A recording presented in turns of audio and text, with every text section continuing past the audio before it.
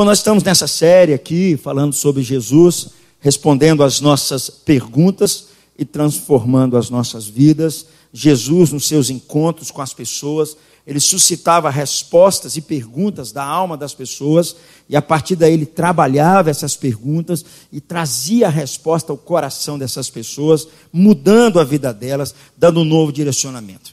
Bom, no primeiro domingo nós falamos sobre Jesus teve encontro com um homem muito prestigioso, mas também com uma mulher que vivia à margem, e ali Jesus pôde anunciar para elas, dizendo o seguinte: eu sou a água da vida, se você tem que nascer de novo, se você não beber da água que eu te der, você vai continuar tendo sede. Foi o que nós falamos no primeiro domingo, no primeiro encontro. Falamos no domingo passado sobre as irmãs enlutadas, duas irmãs que pedem o seu irmão. É bom lembrar que a nossa irmãzinha Isildinha perdeu o seu cunhado agora de acidente de carro. Peço aos irmãos que orem por ela. Mas as duas irmãs enlutadas, Jesus também chega, se apresenta dizendo: eu sou a ressurreição e a vida. Se você crer em mim, você vai ter uma outra vida. Se você crer em mim, mesmo que você esteja morto, você vai viver. Eu quero pensar com você hoje um outro desses encontros. Na verdade, nós estamos respondendo algumas perguntas que tem a ver com questões como essas aqui, ó. De que maneira Jesus veio endireitar a condição obscura e arruinada em que o mundo que se encontra? De que forma Jesus veio consertar tudo isso?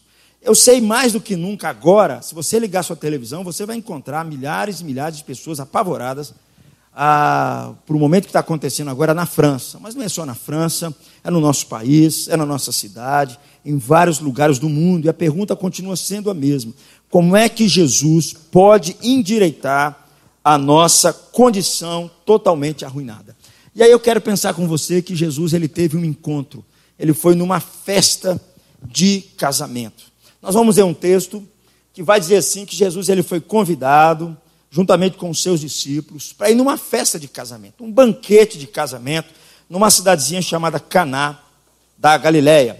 Mas para a gente entender melhor esse texto, eu preciso dizer para você que aquela cultura, diferente da nossa, eles davam uma ênfase muito grande à família, eles davam uma ênfase muito grande à comunidade. A geração do século XXI não pensa assim. A questão mais importante é o indivíduo e não a comunidade. A questão mais importante é o indivíduo e não a família. E encontrava-se ali, junto à comunidade, junto à família, que começava com o casamento, o sentido da vida. Eles entendiam que a vida só tinha sentido em comunidade, junto à família, não conforme o século XXI, na realização pessoal. O século XXI diz para nós que o mais importante é você ser feliz. É a sua realização pessoal. No tempo de Jesus não era isso. No tempo de Jesus, o ponto máximo era a família, era de fato a comunidade, era de fato, eles entendiam que um bom marido, uma boa esposa, um bom filho, isso tudo era mais importante, junto em comunidade, do que a sua realização pessoal. Portanto, o casamento era algo extremamente importante. O casamento não era para a felicidade dos indivíduos. O casamento era para uma união de comunidade. Era uma questão muito mais ampla. Eles pensavam o seguinte: quanto maiores forem as nossas comunidades, quanto maiores forem as nossas famílias, quanto mais fortes, quanto mais numerosas forem as nossas famílias na nossa cidade, melhor vai ser a economia, melhor vai ser a segurança, nós vamos prosperar mais. Percebe, meus irmãos? Se nós não pensarmos assim, vai ser difícil a gente entender o texto que eu vou tratar com vocês agora. Vai ser muito difícil. Isso quer dizer, meus irmãos, que o casamento naquela época tinha uma importância máxima, um valor supremo na comunidade. Alguns criam que eles se tornavam mulheres e homens junto à comunidade a partir do casamento, diferente da nossa sociedade. Então o casamento para eles tinha um valor muito grande, era um acontecimento muito importante para a vida da comunidade, para a vida das pessoas. É a partir desse pequeno histórico que aí nós vamos perceber que Jesus ele estava numa festa de casamento e acontece um caso, um probleminha nessa festa de casamento, que eu vou chamar de um grande desastre. Acabou o vinho na festa de casamento. Eu quero dizer para vocês que isso não significava, como nos nossos casamentos, um padrinho não veio, faltou o refrigerante. Não era só uma questão, não era uma questão de etiqueta. Era uma catástrofe social, era uma catástrofe psicológica, quando faltava um vinho numa festa. Porque naquelas culturas tradicionais, uma cultura onde a questão mais importante era a honra. E se faltasse vinho na festa, era vergonha para a família. Era questão de desonra. E aí eu convido você a ler comigo, João capítulo 2, versículos 1 a 11, é o texto que nós vamos pensar agora.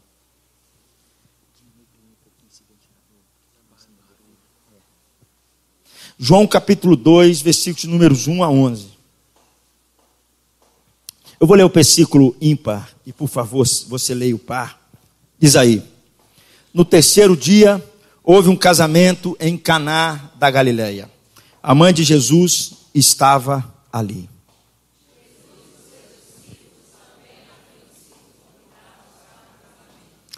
Tendo acabado o vinho, a mãe de Jesus lhe disse: eles não têm mais vinho.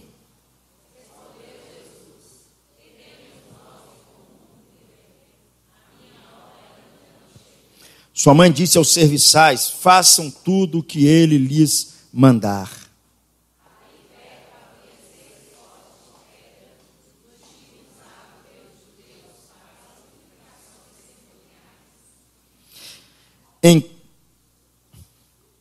Deu um probleminha que eu vou ler. Em cada pote cabiam entre 80 e 100 e 120 litros. Disse Jesus aos serviçais: encham os potes com água, e os encheram até a borda. Então lhes disse: agora levem um pouco ao encarregado da festa. Eles assim fizeram. E o encarregado da festa provou a água que fora transformada em vinho, sem saber de onde este viera, embora o soubessem os serviçais que haviam tirado a água. Então chamou o noivo e disse: todos servem primeiro o melhor vinho, e depois que os convidados já beberam bastante, o vinho inferior é servido, mas você guardou o melhor até agora. O versículo 11, a igreja, por favor.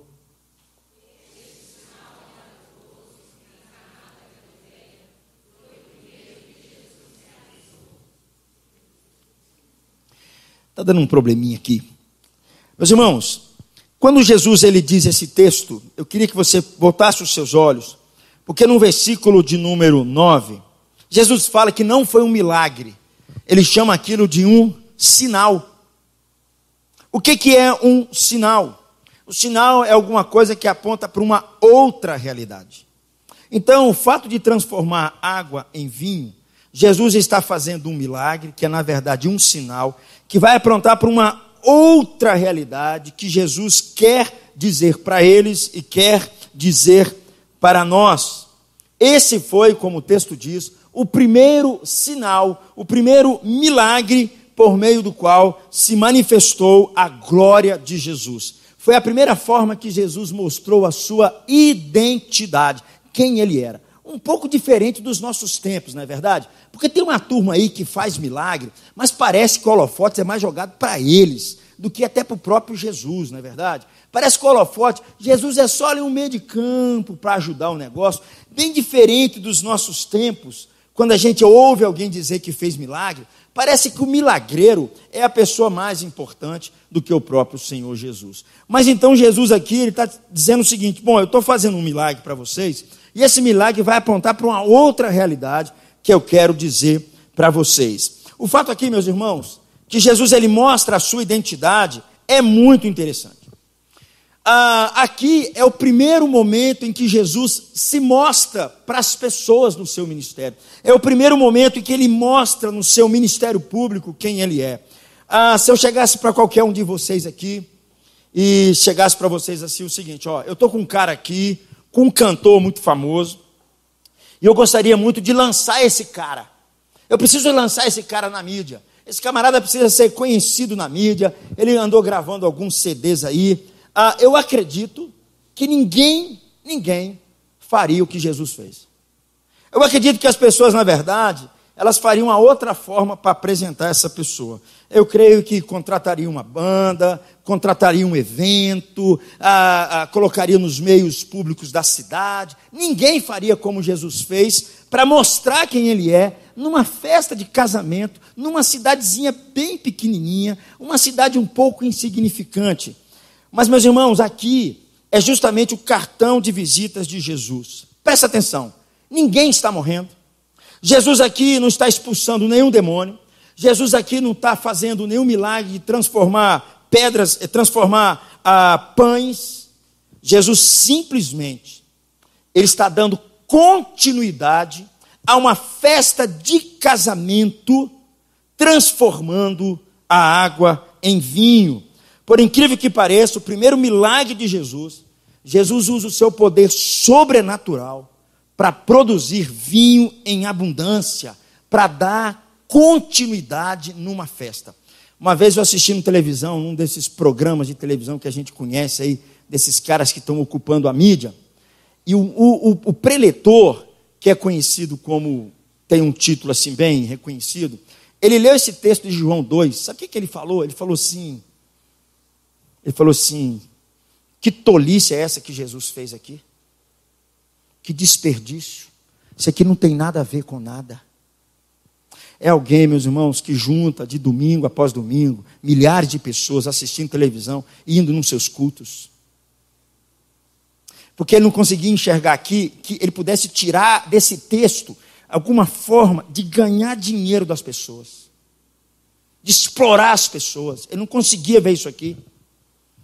Mas esse texto é extremamente rico, porque Jesus aqui, ao dar continuidade a uma festa, ele queria fazer algo muito mais profundo. Como eu disse para vocês, isso era um sinal que Jesus estava trazendo, que apontaria para uma outra realidade. Aqui não há nenhuma situação de vida ou de morte, apenas falta vinho. Ninguém inventaria uma história como essa para dar início ao seu ministério. Ninguém inventaria uma história como essa para ser conhecido no meio do público, no meio das pessoas. O que será que Jesus trouxe a essa situação, à nossa vida e à vida deles? O que será que Jesus queria com isso? Eu queria que você olhasse comigo o versículo número 9. Por favor, lê comigo o versículo número 9.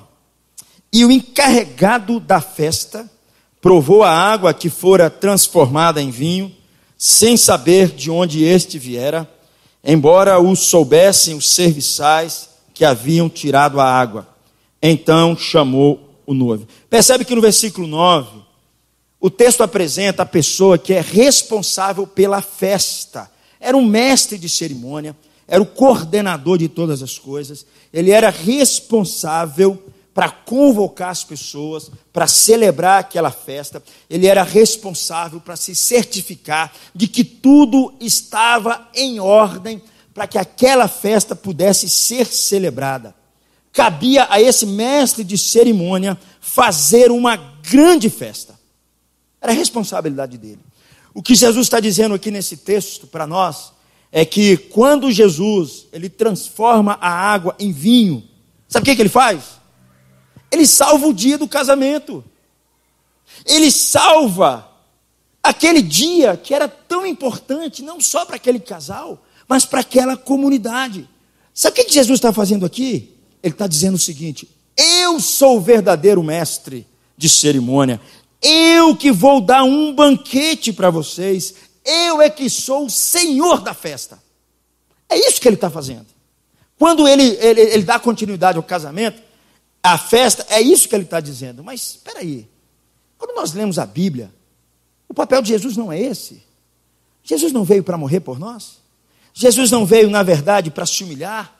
Jesus não veio para abrir mão do seu poder. Que conversa é essa que Jesus afirma de si que agora ele é o Senhor da festa? O que isso tem a ver com a gente? Com certeza, meus irmãos, eu creio que Jesus aqui, ele vai incluir dentro do seu ministério esse fato tão importante. Ele vai dizer, e eu vou mostrar isso para vocês no texto, que ele veio sofrer. Ele vai dizer sim, que ele vai fazer um sacrifício, ele vai dizer sim, que ele vai chamar algumas pessoas para segui-lo, mas tudo isso é simplesmente ele anunciando que vai acontecer lá na frente, um novo céu e uma nova terra. Lá no final de todas as coisas, no fim de todo o mal, da morte e das lágrimas. Não sei se vocês já assistiram algum desenho animado, em que a turminha, Shrek, por exemplo, mostra isso, né?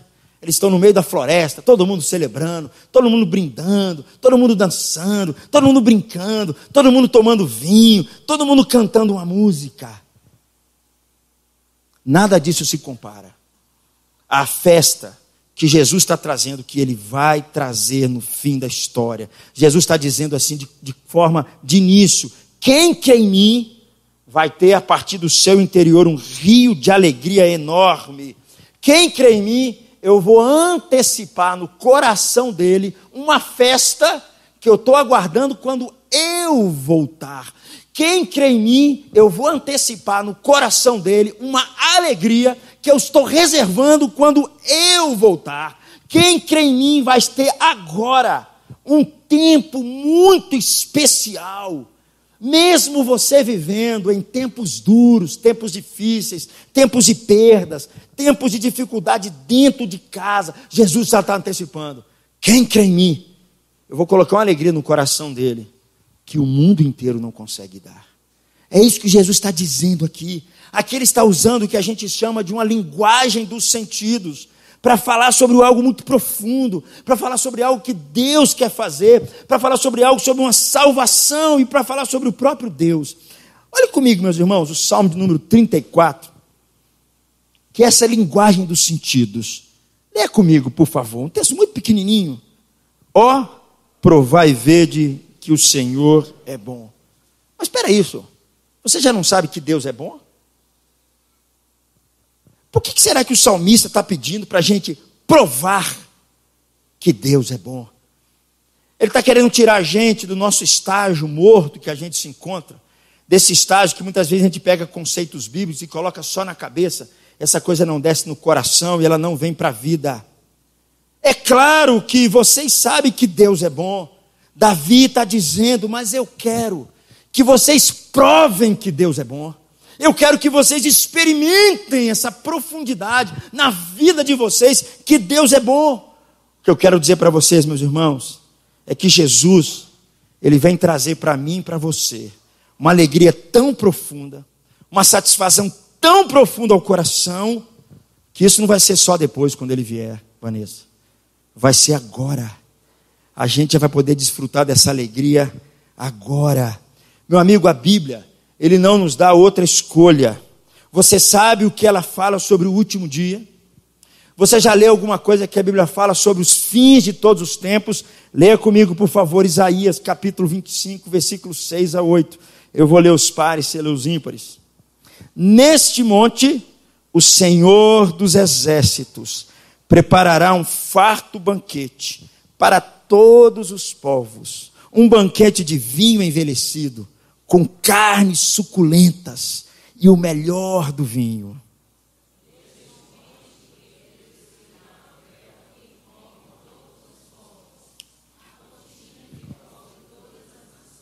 Presta atenção no que Jesus está dizendo aqui, que esse texto está dizendo. Destruirá a morte para sempre. O soberano, o Senhor, enxugará as lágrimas de todo o rosto e retirará de toda a terra a zombaria do seu povo. Foi o Senhor é quem disse. A Bíblia, meus irmãos, de Gênesis e Apocalipse, vai nos ensinar que Deus está reservando um dia, Carlos, em que Ele vai dar uma grande festa. E nesse dia, Ele está dizendo para nós, a morte já não vai mais existir, não vai haver mais lágrimas. Por incrível que pareça, eu fico apaixonado com aquele texto de Apocalipse, porque ele fala que não vai haver mais luto, não vai haver mais dor, vai ser um banquete, vai ser uma celebração enorme. E sabe o que Jesus está dizendo aqui? Ele está querendo pegar aquele dia que está reservado lá para o final e trazer para agora. Ele está dizendo para mim e para você que é possível nós celebrarmos essa festa a partir de agora. É possível a gente celebrar essa alegria a partir de agora. É possível sim que esse tempo de todas as tristezas, ela se acabar. Sabe, meus irmãos, de vez em quando eu ouço uma música aqui, outra música ali, e eu percebo que até no meio de pessoas que não são cristãs, eles estão desejando isso. Olha a música de Marisa Monte, quando ela fez Vilarejo. Linda essa música, eu já comentei essa música aqui. Ela diz assim: há um vilarejo ali, onde areja um vento bom, na varanda quem descansa, vê o horizonte deitar no chão. Lá... Aí ela fala assim: lá o tempo espera, lá é primavera, portas e janelas ficam sempre abertas para a sorte entrar, em todas as mesas pão, flores enfeitando os caminhos, os vestidos, os destinos, e esta canção tem um verdadeiro amor para quando você for. Para isso. Mas a Monte não é crente. Por que isso está no coração dela? Por que o ser humano tem um desejo de mesas fartas? Por que o ser humano tem um desejo tão profundo em que a lágrima se encerre? Por que será que as pessoas buscam essa realidade na sua vida? Uma alegria incrível, uma satisfação impressionante, algo tão profundo. Quando Jesus, no texto que lemos, ele está dizendo: eu sou o Senhor da festa. O que ele está dizendo é: eu vim trazer essa alegria para você.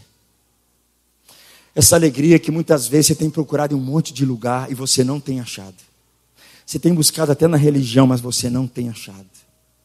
É por isso que Jesus está dizendo: o meu cartão de visitas, o meu primeiro milagre, ele acontece numa festa de casamento.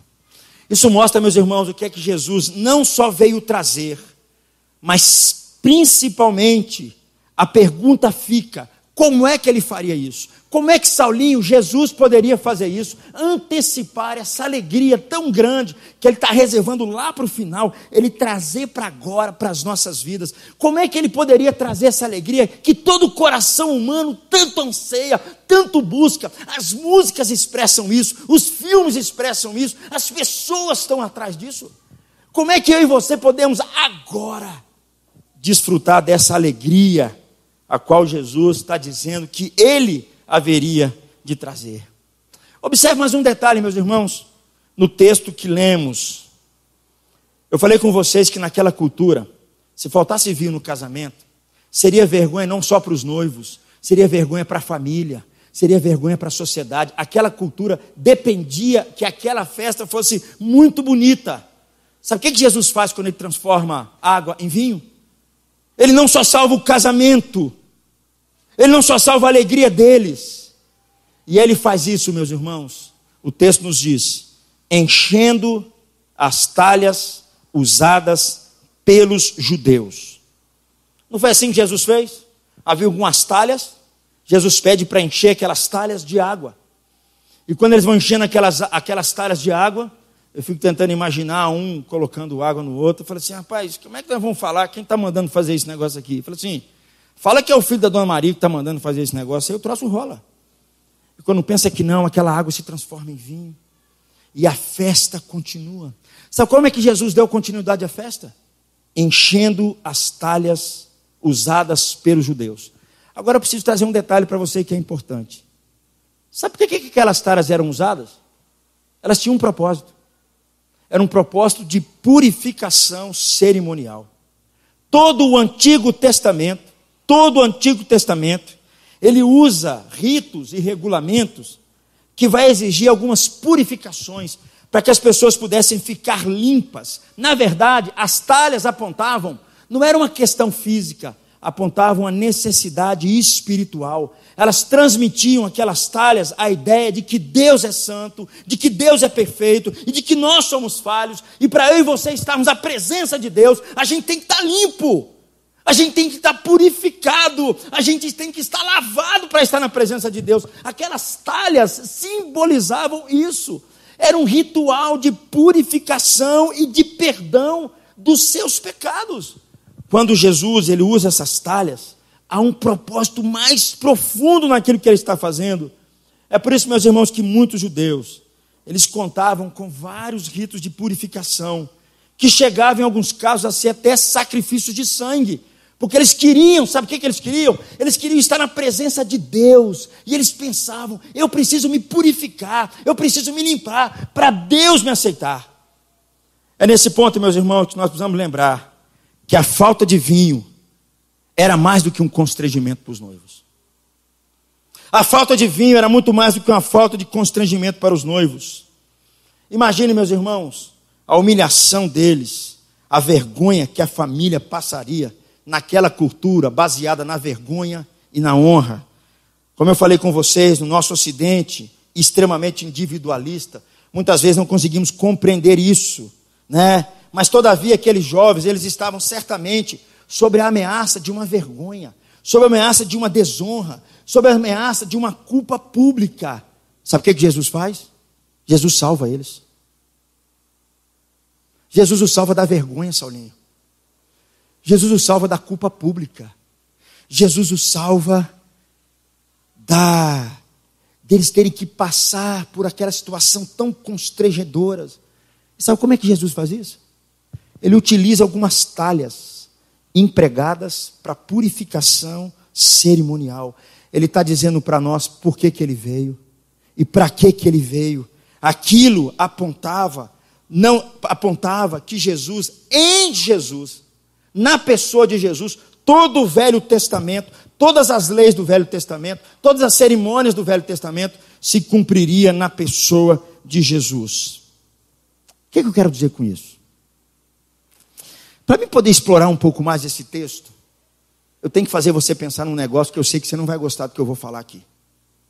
Eu sei que você já ouviu falar isso várias vezes, e eu sei que muitas vezes você até brinca com isso. Muitas vezes você nem pensa que isso é problema, mas isso é o maior problema. Isso vai trazer à nossa mente o que significa o pecado. O que significa o pecado? Meu irmão, vou dizer um negócio para você que está aqui nessa noite.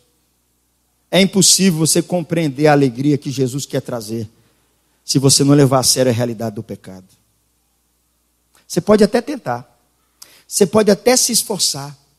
Se você não entender a realidade do pecado, se você não compreender que nós somos, eu e você, manchados, que nós precisamos ser purificados, que eu e você estamos cheios de culpa e cheios de vergonha, que nós precisamos ser salvos por Jesus, que nós precisamos ser salvos do nosso pecado, em vez de nós ficarmos nos enganando e botando um pano quente em cima das nossas misérias, dos nossos pecados, Jesus vai chamar a atenção para nós com esse rito, sobre o significado do pecado, Suelifas.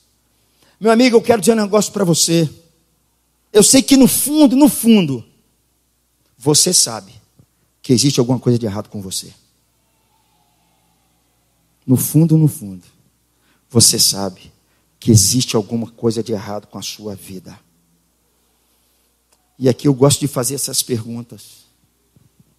Por que você trabalha tanto? Por que toda hora você precisa estar certo a todo momento? Por que você se preocupa tanto com a sua aparência, com o seu corpo? Por que você fica tão chateado quando você não recebe um curtiu lá no Facebook? Por que será que você se preocupa tanto com a marca do seu carro, com a sua conta corrente, com a marca da sua calça? Se você tem ou não um curso superior, se você mora ou não numa casa muito bonita? Por que você se preocupa tanto com a sua idade? Porque você sabe, no fundo, que existe alguma coisa de errado com você. E você se esforça atrás dessas coisas porque você quer se limpar. Você quer se purificar. Você quer se justificar. Você quer, na verdade, encobrir a sua culpa. Eu sei que você já assistiu esse filme. É mais da época lá do Valtair, não é verdade? Valtair foi no lançamento desse filme. Rock 2, quem não se lembra? Desejo de ser aquele pugilista. Não é verdade, Valtair? Hein? Assistia ali, ficava a noite toda querendo ver aquele filme, aquela coisa toda. E Rock 2, a Sylvester Stallone está ali, deitado perto da sua namorada, e ele começa um diálogo com ela, E ele fala com ela assim, ó, eu preciso vencer essa luta. E ele falou assim, mas não basta ficar só de pé. Olha o que ele diz. Eu só quero provar uma coisa. Eu não sou nenhum vagabundo. Não importa perder. Não importa se ele abrir a minha cabeça. A única coisa que eu quero é ir até o fim. Mais nada. Ninguém nunca aguentou 15 rounds com esse lutador aí. Se aguentar os 15 e o sino soar, eu continuar de pé, então eu vou saber que eu não era mais um vagabundo do bairro. Um dos motivos, meus irmãos, pelos quais nós acalentamos tanto os nossos sonhos, que nós trabalhamos muito, que nós queremos mostrar para as pessoas que está tudo bem, é que no fundo, nós queremos mostrar para as pessoas que nós não somos vagabundos. No fundo, nós não queremos que as pessoas tenham essa imagem de nós. Eu creio que o Rock aqui está muito sincero acerca de algo que muitos de nós não queremos enfrentar na sinceridade. Que nós temos um problema. E nós temos que enfrentar esse problema, que é o nosso pecado. No fundo, nós sentimos, na verdade, e então nós sabemos que de alguma forma nós somos vagabundos.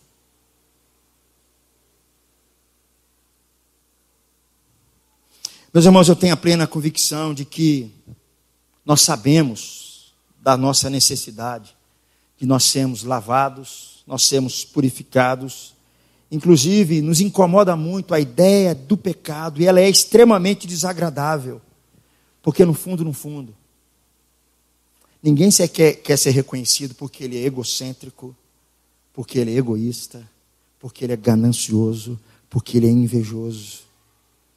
Ninguém quer ser reconhecido por essas coisas. Mas enquanto nós não reconhecermos o pecado que há em nós, Jesus não pode tratar o nosso coração e trazer tanto alegria que nós precisamos. Há muita coisa, meus irmãos, que você gostaria de negar de todas as formas. Se você for honesto consigo mesmo, você vai aprender sem sombra de dúvidas que o seu coração tem problemas. Eu estava fazendo esse estudo, Paulinho. Eu li um negócio que eu quase caí para trás. E eu quero compartilhar com os irmãos. Porque às vezes, quando nós olhamos o pecado do outro, Dinéia, nós pensamos, eu nunca vou fazer uma coisa dessa. Existe um camarada, um arquiteto chamado Adolf Eichmann. Esse camarada foi o arquiteto dos nazistas no Holocausto. E a história dele conta que ele fugiu para a América do Sul depois da Segunda Guerra Mundial.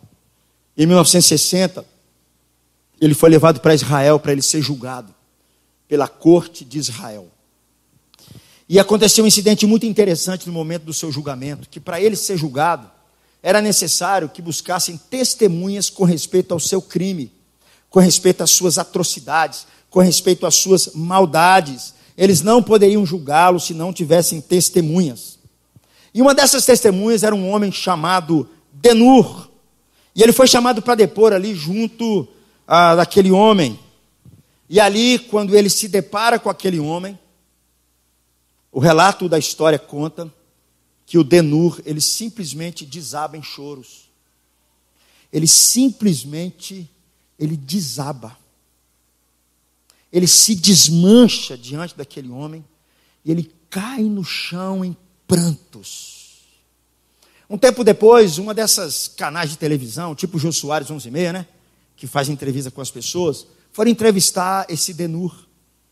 E uma das perguntas que foi feita ali foi justamente esta. Mostraram aquela cena, ele entrando no momento do julgamento, e ele desabando em choros. E aí perguntaram para ele assim, por que você desabou em choros? Você lembrou do Holocausto? Você lembrou das atrocidades que esse homem fez? Você lembrou dos dolorosos momentos? Você ficou com muito ódio quando você viu aquele homem? Foi por isso que você desabou? Meus irmãos, a resposta dele É uma resposta que, quando eu li esse negócio, confesso aos irmãos que esse negócio mexeu comigo. E nós que estamos num mundo bem ocidental, nós gostamos muito disso. Mas ele disse o seguinte: eu fui dominado por uma constatação de que aquele homem não era um demônio, mas ele era um ser humano comum. Eu temi por mim mesmo, porque eu vi que eu sou capaz de fazer a mesma coisa. Na cabeça do Denur, ele achou, Isaac, que ele ia encontrar um demônio ali. Quando ele encontrou um homem pacato, tranquilo, não era um cara que tinha problema de paranoia, era um cara que queria progredir na vida. Quando ele olha para aquele homem, ele desaba, porque ele percebe: Deus, se esse homem fez isso, eu também sou capaz de fazer. Meus irmãos, não sei se vocês estão entendendo o que eu quero levar a vocês. Quando nós tratamos desse negócio de pecado, eu quero dizer que nós somos capazes de loucuras que ser humano nenhum pode descrever, por causa dos nossos pecados, por causa do nosso coração, por causa do mal que nós escondemos no nosso coração, que parece que é tão comum nos nossos dias. Por isso que eu disse, meus irmãos, se nós formos um pouco mais honestos, eu sei que de modo algum você pode pensar: não, Renato, eu nunca praticaria um crime como aquele homem fez, eu nunca faria uma atrocidade como aquela. Mas aquele homem era um trabalhador comum, mas ele foi capaz de arquitetar uma estrutura para matar mais de 6 milhões de pessoas. E o que mais me assusta é porque nós também somos capazes das mesmas atrocidades. O que Jesus está querendo trazer para nós, nesse texto que nós estamos lendo, que embora o egocentrismo e o pecado do nosso coração não tenha levado a maioria de nós a cometer atos visivelmente criminosos, de violência, de crueldade, ainda assim trouxe sofrimento para as pessoas que estão em volta de nós, nos impedindo da gente amar a Deus, da gente servir a Deus, da gente servir ao outro. É por isso, meus irmãos, que Jesus ele veio nos lavar disso. Jesus ele veio nos purificar daquilo que há de errado conosco, espiritualmente falando. E a grande pergunta é: como é que Jesus pode efetuar essa cura? Como é que Jesus pode dar perdão para a gente? E aqui nós chegamos no centro da narrativa que nós lemos. Eu queria ler com você João 2, versículo número 3. Por favor, lê comigo. Tendo acabado o vinho, a mãe de Jesus lhe disse: eles não têm mais vinho. Eu sei, meus irmãos, que... E logo de versículo 4, por favor, logo abaixo, pode soltar. Respondeu Jesus: que temos nós em comum, mulher? A minha hora ainda não chegou. Quando nós lemos esse texto, muitas pessoas ficam bravas com Jesus, porque parece que ele desrespeitou a sua mãe. E naquela cultura, desrespeitar a mãe era um dos crimes tremendos. Eu não creio que Jesus fez isso aqui. Eu não creio que Jesus ele está dizendo isso aqui nesse momento. Jesus, nenhuma das suas ações era algo impensado, nenhuma das suas ações era algo planejado para alguma coisa. Jesus, a gente sabe que ele não se irrita com facilidade, na cruz nós sabemos disso. Mas o que então incomoda o coração de Jesus, para Jesus dar uma resposta tão dura à sua mãe, para dar uma resposta tão esquisita à sua mãe, é justamente o que ele revela aqui, ó. Antes um pouquinho, no texto anterior, por favor. A minha hora não chegou. O que Jesus quer dizer com a minha hora não chegou? Se você ler o Evangelho de João, você vai encontrar alguns textos, Jesus falando da sua hora.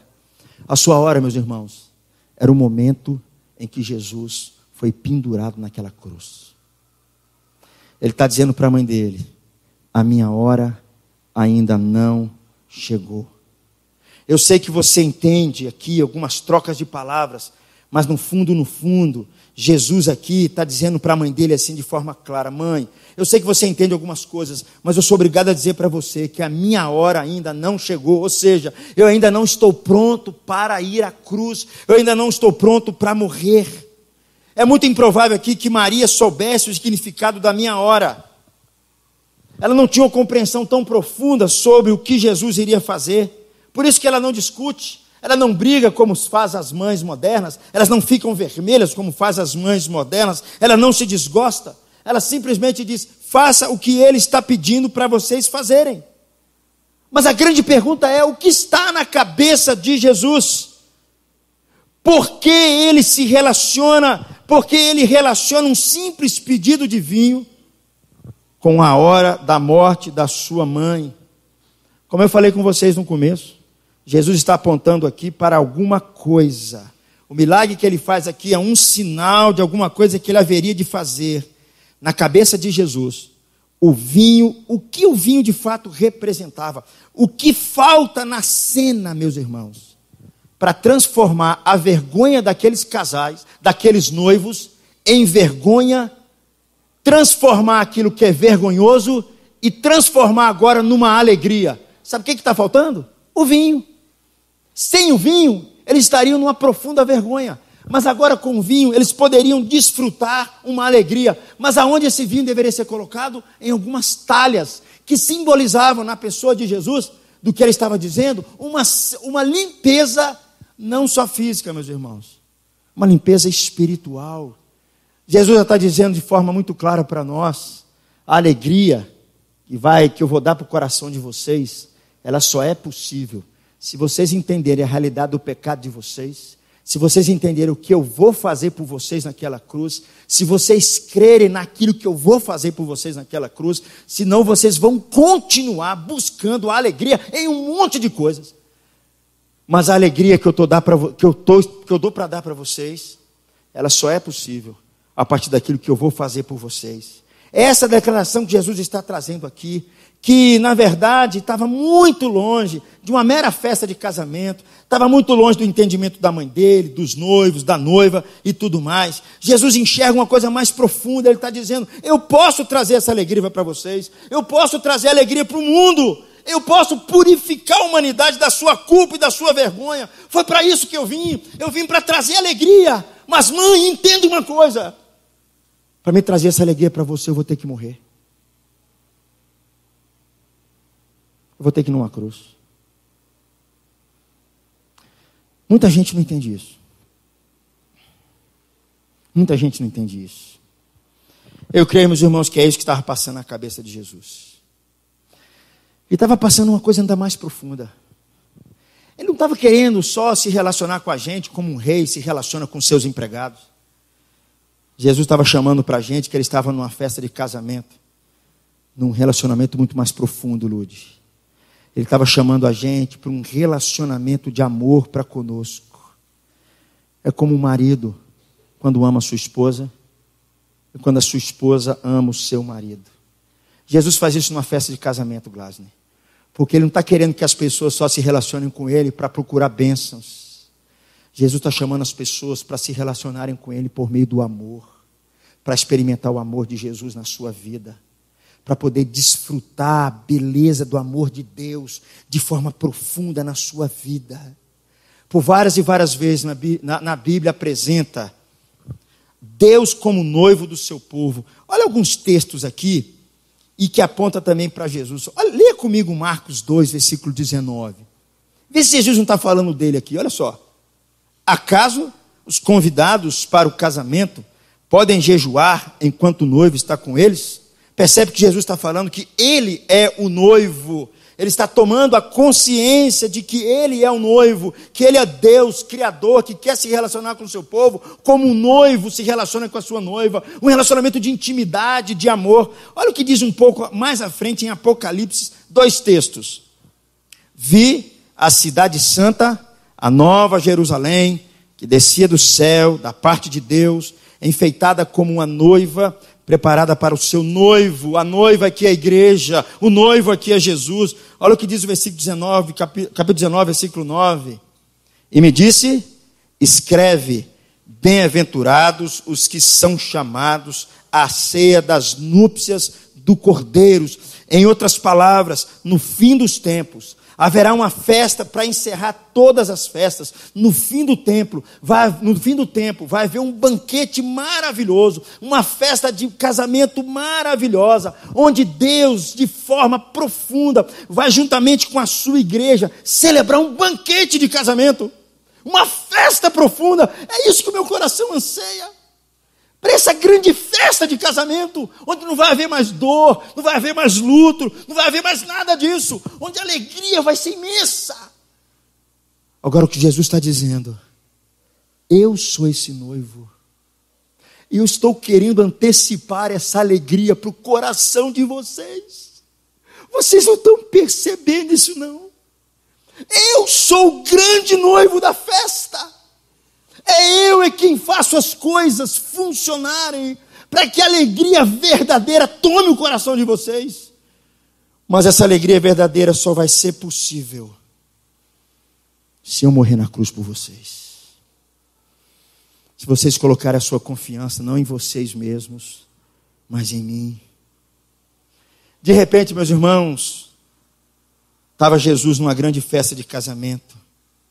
E eu sei que alguns solteiros, quando eles vão na festa de casamento, eu sei o que passa na cabeça de vocês, solteiros e solteiras. Vocês ficam imaginando assim, nossa, como vai ser a minha festa de casamento? Eu vou fazer mais bonita do que essa daqui.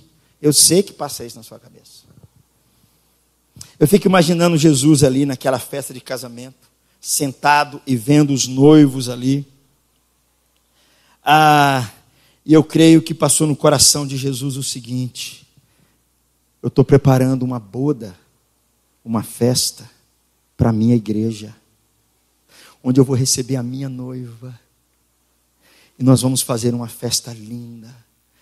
Lá o vinho não vai acabar, lá a alegria não vai se encerrar. Era isso que por um momento estava passando na cabeça de Jesus, quando ele estava olhando tudo aquilo ali. É por isso que agora nós podemos entender, quando ele diz assim: mãe, para ter o meu povo nos meus braços, eu vou precisar morrer.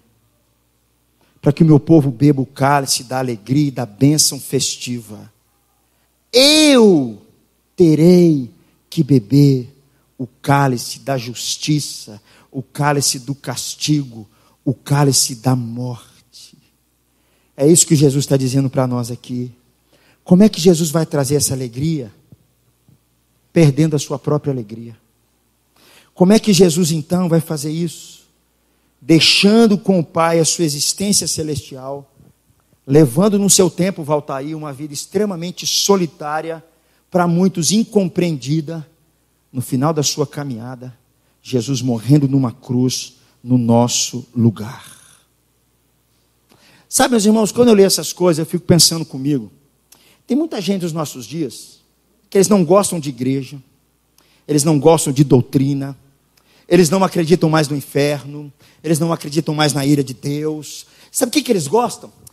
Eu gosto é do amor. Para mim, um negócio é amor. Porque Jesus é amor e vamos celebrar o amor. É por isso que eu gosto de Jesus, porque Jesus é compreensível, porque Jesus é um cara tão legal, ele falou tanto de amor. Agora, esse negócio de igreja, esse negócio de doutrina, esse negócio de saber de inferno, não, isso é papo desse pessoal da igreja, eu não gosto nada disso. E aí tem muita gente que pensa assim, não, Jesus só veio para a gente imitá-lo, Ludmila. Jesus não veio para que ninguém pudesse imitá-lo. Jesus era tão perfeito que ninguém consegue, Carlos. E a perfeição de Jesus constrange a gente, porque ninguém consegue. Ninguém consegue imitar Jesus. Ele não veio para que as pessoas o imitassem. Agora pense um pouquinho comigo, meu irmão. Quando você vai numa festa de casamento, você fica pensando em morte?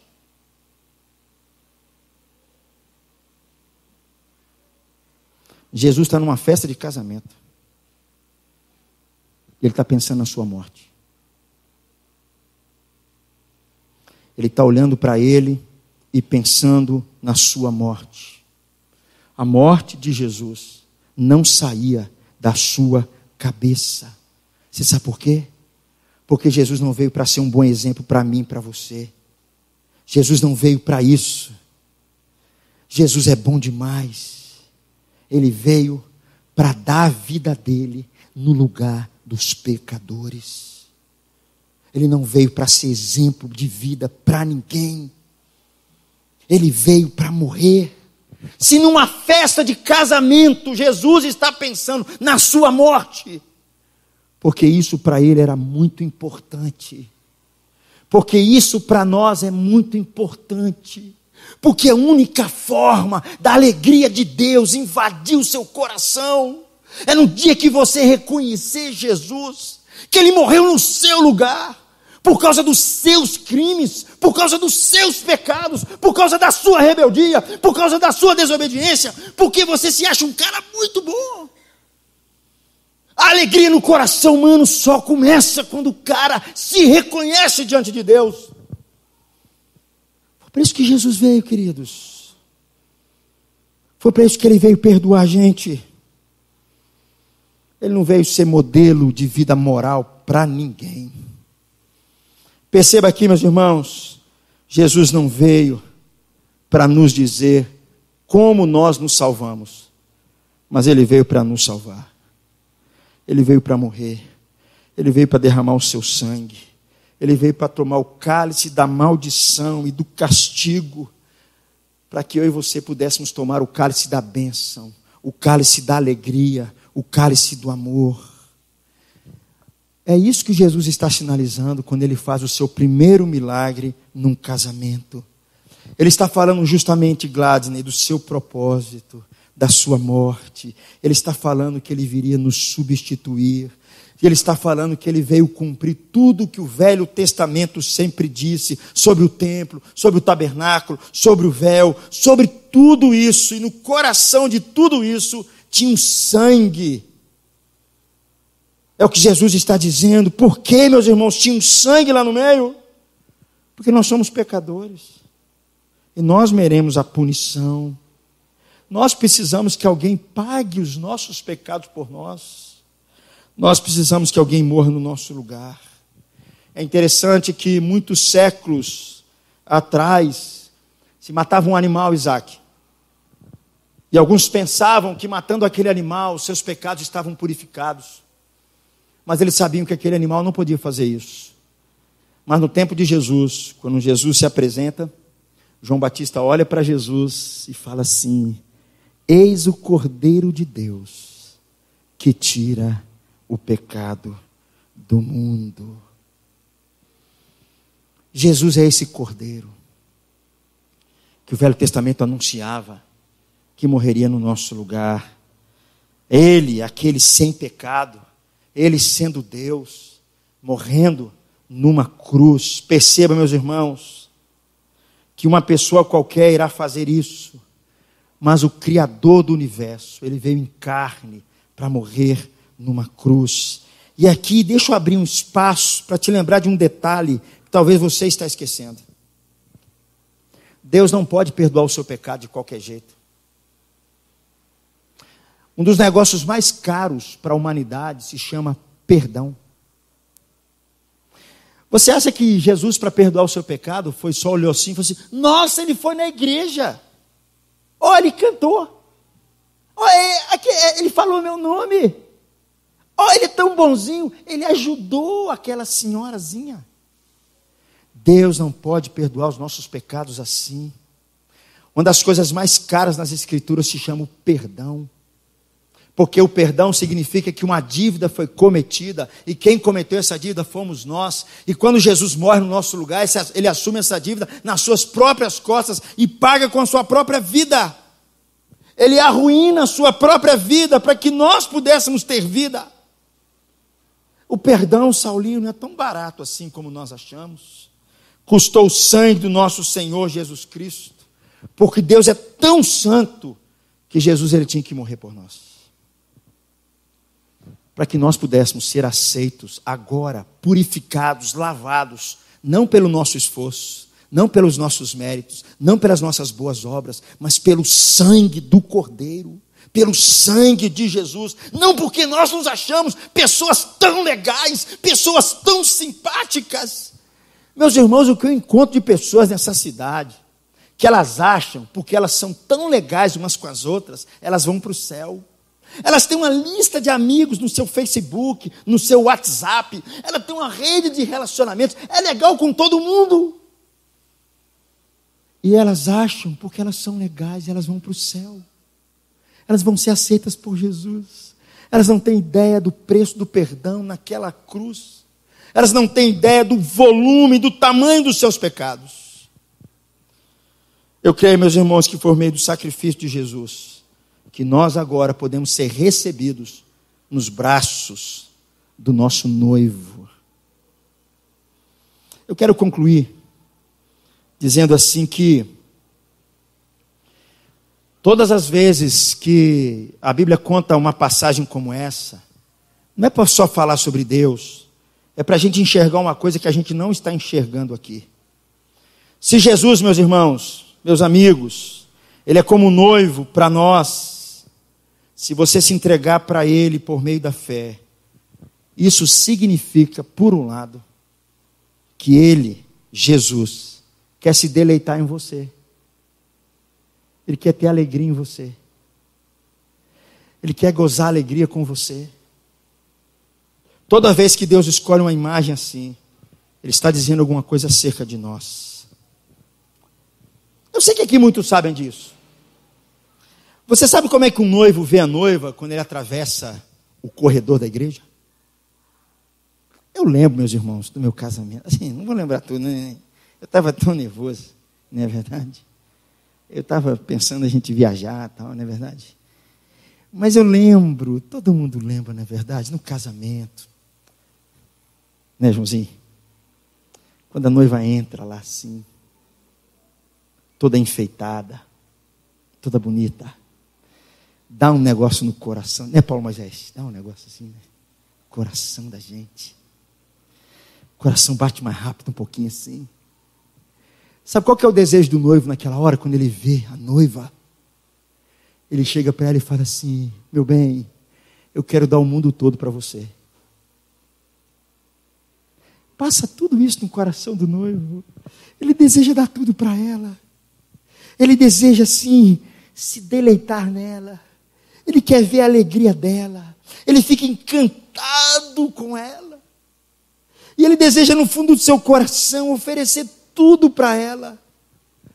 A pergunta aqui que fica é a seguinte: como é que Jesus, ele ousa usar uma metáfora como essa, evocando uma experiência tão poderosa numa festa de casamento? Eu só chego a uma conclusão: é porque ele quer se deleitar com a gente, Valtair. Jesus quer se deleitar com esses que entregaram a vida dele para ele. Jesus quer, na verdade, fazer assim com aqueles que ele ama. Ele quer fazer assim com a gente. Ele quer viver esse relacionamento com a gente. Eu creio, meus irmãos, que as nossas vidas seriam diferentes se nós começássemos a pensar constantemente de que Jesus, ele teve que experimentar, Sérgio, o amargo da cruz por causa da gente. Às vezes nós nos achamos, meus irmãos, tão bons, tão legais. Falamos disso domingo após domingo, sobre a morte de Jesus. Falamos domingo após domingo que nós temos a capacidade de cometer atrocidades, como daquele arquiteto alemão, que hoje, no século 21, quando você liga a sua televisão e você pega 9 homens que amarram uma bomba no corpo e matam mais de 100 pessoas, e muitos dizem que estão fazendo isso em nome de Deus. Quando você liga a sua televisão e você percebe o que eles estão querendo fazer com os nossos filhos e com as nossas crianças, com essa ideia de mudar o gênero dela, porque isso é ponto para preconceito. quando nós ligamos a nossa televisão, quando nós conversamos com as pessoas, quando nós saímos na rua e percebemos o volume da atrocidade e do mal que o ser humano é capaz de cometer, eu só chego a uma conclusão: se Jesus não limpar a gente, se Jesus não tratar o nosso coração, se o ser humano não reconhecer que aos olhos de Deus ele está encrencado, mas que o amor de Deus pode resgatá-lo, porque o amor dele foi demonstrado naquela cruz, não tem saída para a humanidade. Eu queria orar por você, eu queria pedir a Deus pela sua vida, para que Deus tenha misericórdia da sua vida.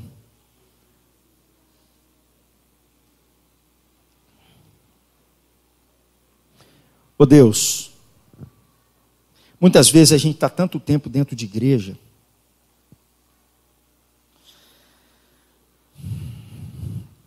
e muitas vezes nós cometemos os nossos pecadinhos e achamos que isso não tem problema algum. E pior do que isso, nós continuamos muitas vezes preferindo ouvir o nosso coração do que ouvir aquilo que o Senhor fez por nós naquela cruz. É por isso, Deus, que nós muitas vezes estamos tão de cara virada uns para os outros. É por isso que muitas vezes nós ficamos irados, nervosos, chateados, porque não ganhamos dinheiro, porque a coisa não deu certo, porque eu não me dei bem na vida, porque eu não consegui alcançar os meus sonhos. Deus amado, eu só peço misericórdia ao Senhor uma coisa, porque nós estamos colocando essas coisas no lugar do teu amor. Nós estamos dizendo que essas coisas que vão nos salvar, essas coisas que vão colocar alegria no coração da gente, são essas coisas que vão dar significado para a nossa vida.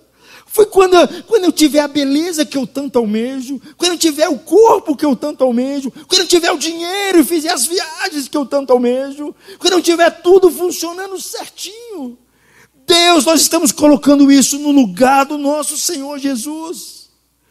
E nós estamos esquecendo que a alegria é só Jesus, num relacionamento com Jesus, que Ele começa a consertar a nossa história, Ele começa a consertar os nossos pensamentos, Ele começa a tratar o nosso pecado, a nossa maldade, o nosso egoísmo, a nossa inveja, as nossas palavras mal faladas em tempos errados.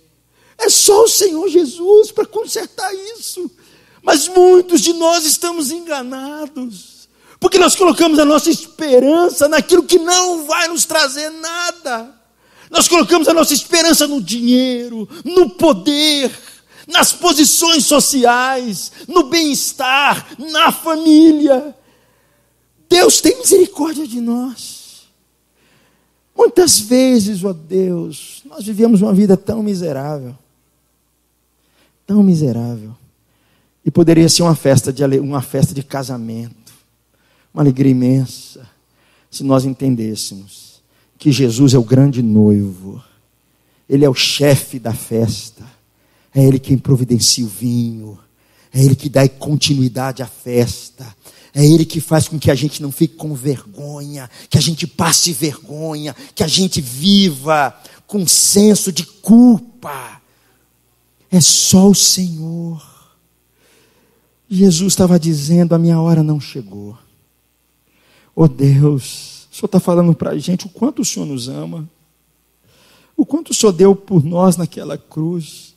O Senhor está nos chamando, Deus, para a gente depositar a nossa fé e a nossa confiança, a nossa vida nessa verdade, nesse amor tão intenso. Não deixe o nosso coração ser enganado por outras coisas. Não deixe o nosso coração ser levado, ó Deus, para algo que nos leva para longe do Senhor. Deus, a gente encontra tantas famílias com problemas, tantas pessoas vivendo crises pessoais. Nós encontramos uma cidade inteira vivendo, correndo atrás daquilo que o Senhor falou: não vai atrás disso, isso vai acabar com vocês. Nós colhemos isso na nossa sociedade.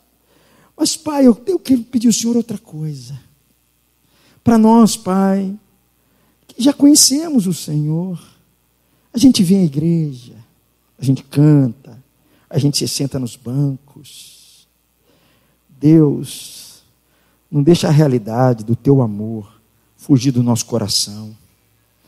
Não deixa a gente tomar outro caminho, não. Não deixa a gente viver como religioso, não. Não deixa a gente viver pautado naquilo que é na tua vontade. Visite-nos nessa noite, Pai, trate o nosso coração. Perdoe a gente. Visita a gente. É o que eu oro e agradeço. Em nome de Jesus. Amém.